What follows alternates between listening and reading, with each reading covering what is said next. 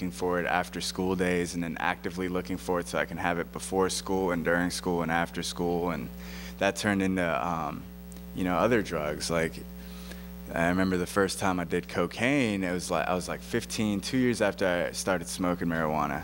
And it was just there at a party. I was at this party, we were smoking weed, we were drinking alcohol, and all of a sudden someone was cutting out white lines. And I'd heard all this stuff about cocaine too, and I was terrified of that. And they offered me some cocaine, and I was like, yeah, I do cocaine all the time, of course. And I did that, and I was like, oh my God. Right after I did, I was like, oh my God, I just did cocaine. What the hell am I doing? And I'll never do that again. Even though it felt pretty good, I'll never do that again. And the next time I saw it, I was high and I was drinking, and it appeared in front of me, and someone offered it to me, and I did it again,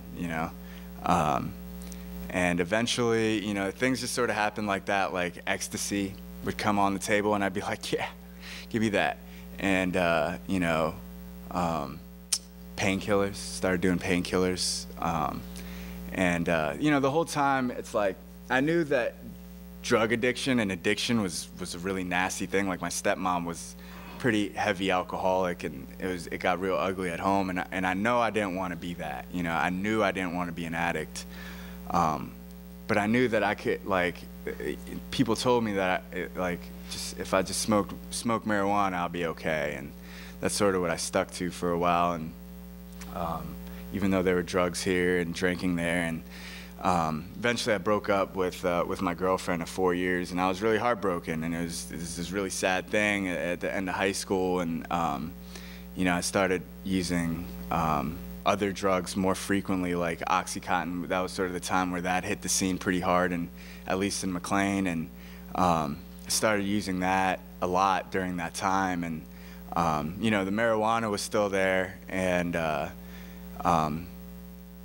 eventually dropped out of school because I just wasn't going to classes. They told me that I'd have to do another year or have to transfer to like an alternative school or something, and I just wasn't hearing it. I just wanted to get high, and I just dropped out. And that happened all around like 2 months, the breakup, and then me starting to use painkillers and dropping out. So I got into the painkillers pretty bad, and the marijuana sort of fell by the wayside, and because I had something else now. And one day I woke up and I went through withdrawals, not as bad as you were talking about the marijuana withdrawals, and I was used to those. I was used to being irritable and when I wasn't high, and anxious and aggressive, but I wasn't used to these withdrawals. And I realized that I had a problem, and I was just stuck, and eventually I started dealing. I was dealing marijuana in school too, People told me that if I was dealing marijuana, then I didn't have to pay for my marijuana. So I said, why wouldn't I do that? And that's what I did. And all of a sudden I was a drug dealer. You know what I mean? Like, when did this happen? This is crazy. That's been like the story of my drug use, is like, after I do something, I'd be like, oh my God, why am I doing this? But I was like in too deep. I don't know how to explain it. And eventually the Oxycontin got worse and worse, and I started injecting it.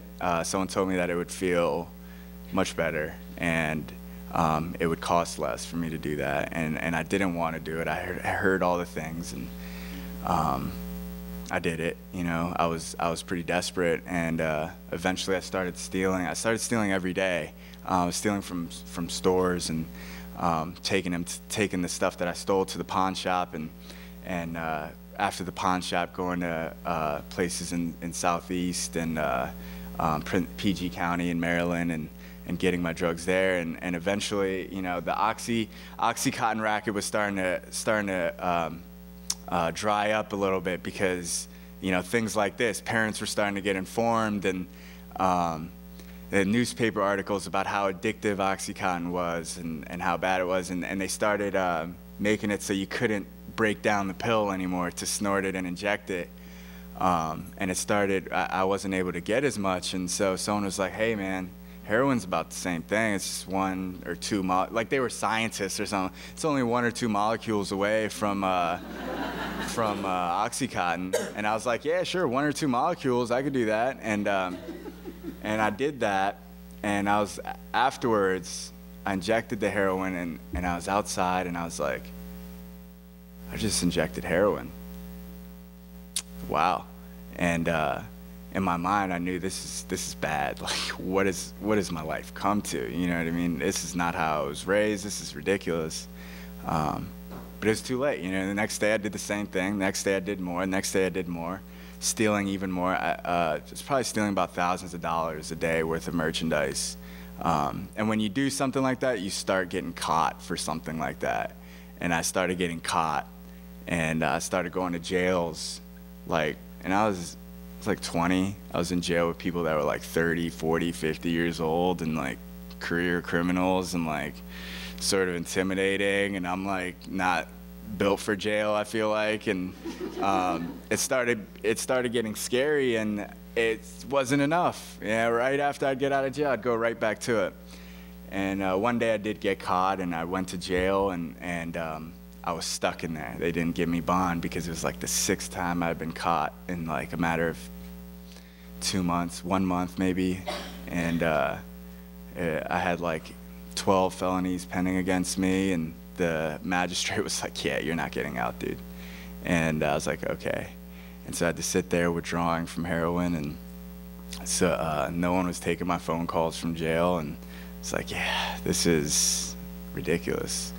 And I had a lot of time to sit and think about what had happened in my life, and you know, eventually I got bonded out through a couple of court hearings, and on the condition that I go to a detox center, and I did that, and you know, and everything was fine, right? Heroin was my problem. That's the only problem. And what I ended up doing was I started drinking, and I started smoking weed, and I started doing like anxiety medication, you know, abusing that stuff. And eventually, you know, that caught up to me too. And I had a probation officer at the time. This is what happens when you get caught a lot. You start getting probation officers assigned to you. And I had 2 of them, and they both told me that I needed to go to a treatment center. And the county, Fairfax County, because those are where most of my crimes were, hooked me up, sent me to rehab. And I was in there for 3 months. This was in January 2010. And you know, ever since then, I've been clean. And you know, it's not through like any doing of my own. Like I've had a lot of help. I've had a lot of resources. The county, my family has been there through it all. Like, bless their hearts.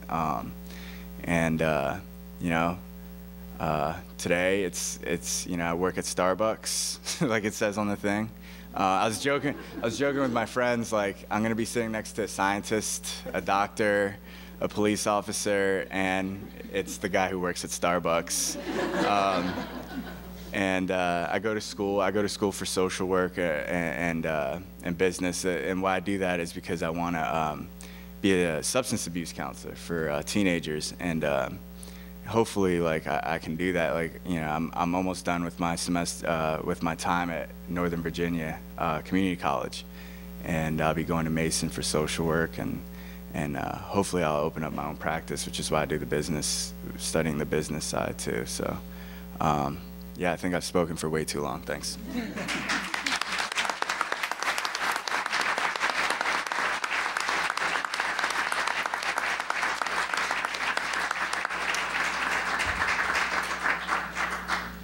Thank you, Chris, for that very poignant story of your experience with drug use and your recovery.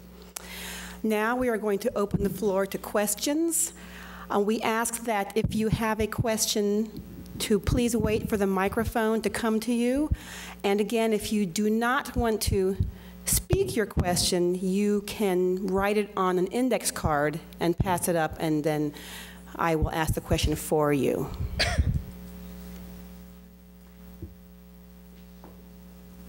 Okay, this is for Chris, and thank you for sharing your story. If you'll go back to being an 8th grader, what would you say to parents? What are we missing?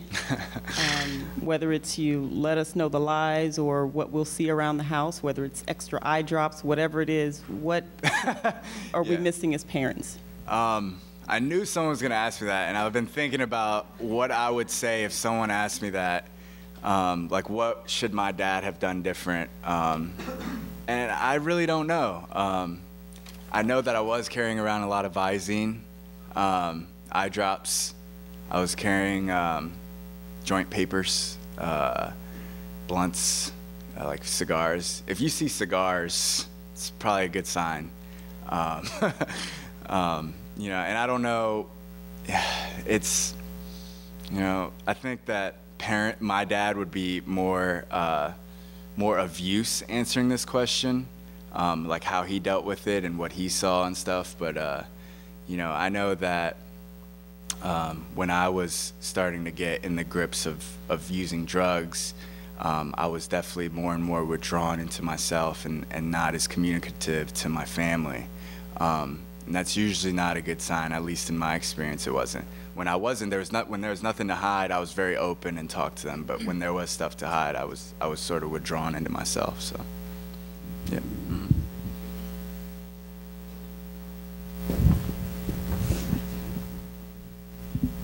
Hi, my question's for the deputy. Does the Second Chance program, does that also work in Fairfax, or is that just Arlington? The state passed a law recently that covers all counties in Virginia for a marijuana first-time offender program. Second Chance is only here in Arlington County. Second Chance here in Arlington covers not only a first-time offender for marijuana, but it also covers for a first-time offender for an alcohol possession. Therefore, they lump them both in together for their drug and alcohol program. Every jurisdiction is a little different, and I'm not sure what the other jurisdictions are doing. I can answer. Because I actually teach for SAFE, which is the program that's in Fairfax County. It's through the Alcohol Safety Action Program is kind of the administrator of it. And it's the same process. If you're a first-time offender, no prior interactions with law enforcement, you're not a heavy abuser, those sorts of things, yes, they can divert you essentially. I mean, it's still through the court system, but you're diverted into a treatment program, or in this case really more of an educational program, but I kind of think of it as a treatment program, where you get a chance to go to the hospital. So you actually participate walking around the hospital with trauma service. I get you as a medical examiner for an hour and a half to talk about some of the effects of these substances. And then there's required counseling with your family through the SAFE program. So they do all, okay, so they do all, actually, yeah. So you do all those pieces, and the intent is to try to get the education there. You know, that's really what we're trying to do, especially for those teens where it's their first experience going through the court system. And I can even talk there was a lot of internet traffic about maybe 3 or 4 weeks ago about legal drugs. All drugs are legal in Portugal. It's like, well, no, that's not actually true. If you actually look at what Portugal did, they decriminalized all drugs, cocaine, heroin, everything. But you're required by the court, if you're arrested, you still can't possess, you still can't use. If you're arrested, they divert everybody. So they've made it a public health issue is what they've done in Portugal, which has reduced a lot of the use because they're getting people help for exactly what Chris was talking about. It's that whole sequence that can happen to people. We need to get people to help, not just necessarily throw them into jail. And that's, again, what all these programs are trying to achieve. One right here. I have a question for Chris. I actually wonder what might have, I think your experience with, yeah, I do it. Sure, I'll smoke a joint. I mean, I think that is very common, that kind of peer pressure, that wanting to fit in. What would have prevented you from taking that first step, and what advice can you give around addressing that feeling of wanting to fit in and peer pressure? How do we stop that? I don't really know how to stop it. I know that by the time someone asked me to do it, I was just like a very anxious child in general. I didn't really trust myself. I didn't really, I don't really know how to explain it. I just didn't trust myself, and just felt very out of place. And I think the differences that I saw between me and the other students in my grade who who didn't go down the road that I went, who were able to say no very easily, maybe not easily, but said no. They were able to trust in themselves and their, you know, just they had a foundation. You know, they felt good about themselves. They had an open communication system with their families. They had healthy friends. You know, they were involved in stuff. So I think it's like it comes from like an inside sort of thing. I was more susceptible to saying yes under the pressure because I just was very anxious and not grounded in the first place. If I could just add to that, I think that, you know, teaching refusal skills, so just say no isn't necessarily enough, but, you know, when you have the conversation with your kids, talk about different scenarios and how they might approach it. The Partnership for a Drug-Free America has a great website that has a lot of information on giving examples of things you can say in that situation, but having the conversation with your kid before they're confronted with the situation so that they're not taken off guard and not know how to respond, and so the easiest response is yes. Because then you get into the spiral, well, then you're not thinking straight because you're high, and so the next time it makes it a little easier to say yes. So I think the earlier you start to have that conversation and kind of practice those refusal skills, the better. Hi, my question is for Chris. What is the best strain of marijuana you've tried? I don't even remember the names, man. I remember being very into that stuff. I remember being very into the names and like, oh man, this is the best marijuana. And it totally was a lifestyle. Like, it totally was for me. I was gonna smoke marijuana until the day that I died. You know, that was my mind state because it did something for me. And shit, man, I don't even remember the names because heroin use and jails will sort of help you help you to not fantasize about it like I used to. So. I have a couple of questions from the cards. One I think is for Officer Toomey. How can we catch dealers selling to these kids? Where are they getting it? That is the question that law enforcement would love to be able to answer. We know it's not being grown here in Arlington, but where they're getting it is, unfortunately, we live in a very metropolitan area. We're in a very urban area, and it's here. It comes up 95. It goes into Virginia. It comes in, you know, right here in Arlington all the time.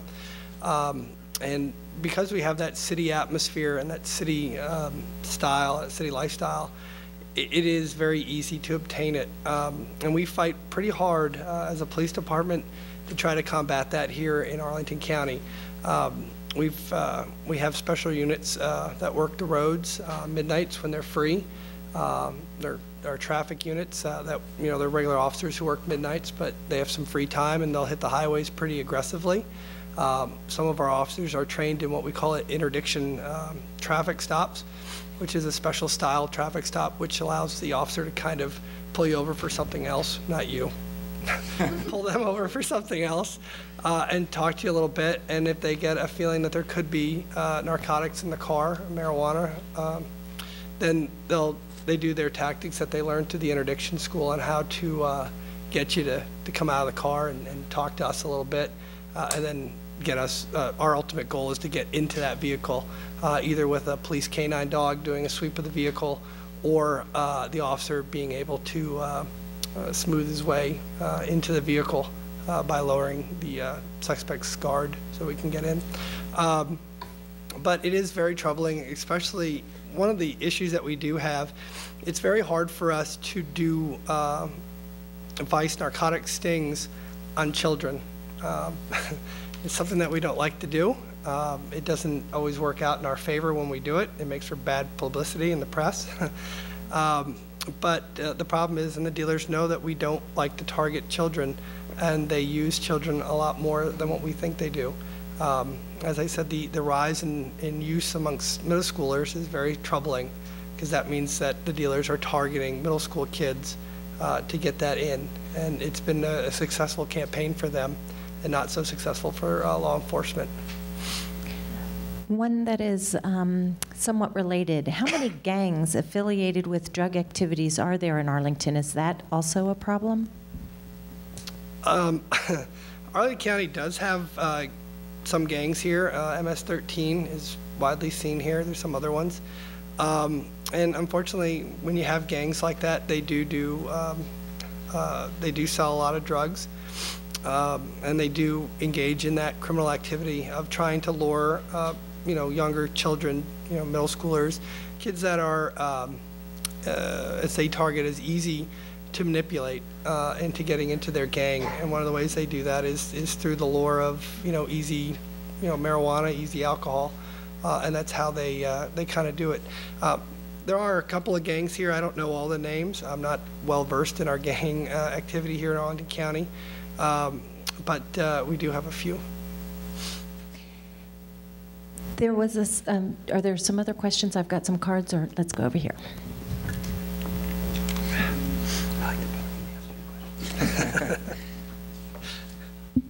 Hi, yes, I'm a retired CA analyst who got interested in the issue of drugs policy about 40 years ago in grad school.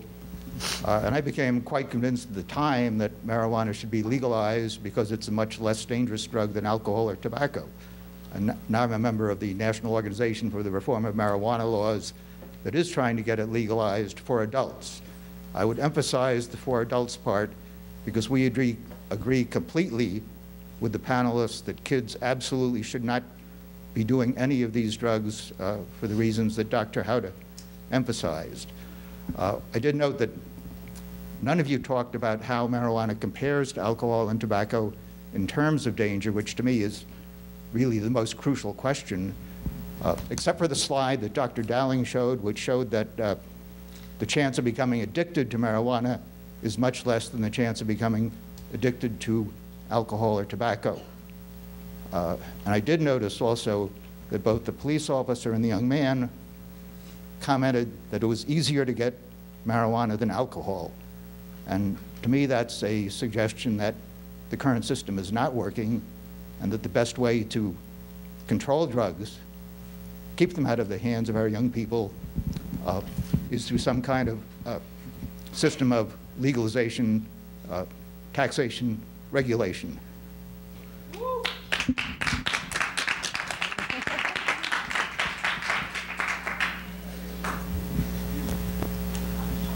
Any comments? I mean, I'll just say from a doctor's perspective, alcohol should be illegal. I mean, it's as simple as that. So we can say we should legalize marijuana, but we should actually make alcohol illegal because of the medical effects that alcohol causes among our population. I know that's not going to happen, but really that's what should happen. Tried that once and the effects were worse than legal alcohol. But the medical effects, not necessarily. The society effects, maybe, so. We have another question on a card here. One slide that was shown stated persistent marijuana use lowers IQ scores. What about occasional use, like just once every few months? Is it really that bad, assuming it's only marijuana and not other drugs? I can take that. Like I said, there's a lot of different ways to cut this. And the biggest issue I try to wrap myself around in talking about this is all of these drugs are different than all of the other ones. So even though we make comparisons between them, it's really not fair. Alcohol is different. It affects the body differently than marijuana does, different than cocaine, different than whatever else is coming down the pike, because we all know there's amphetamine-like agents that are coming down the pike too. So saying that, I will say that it's dose dependent. Alcohol is a problem for people when they get intoxicated enough to injure somebody else or themselves, to have unprotected sex, to punch somebody, to do whatever. Marijuana can do that as well. If you're intoxicated enough with whatever the substance is, you will do things you would regret if you were sober. The mind-altering effects are clearly going to be dose-dependent. Marijuana, we didn't talk about this much. We talked a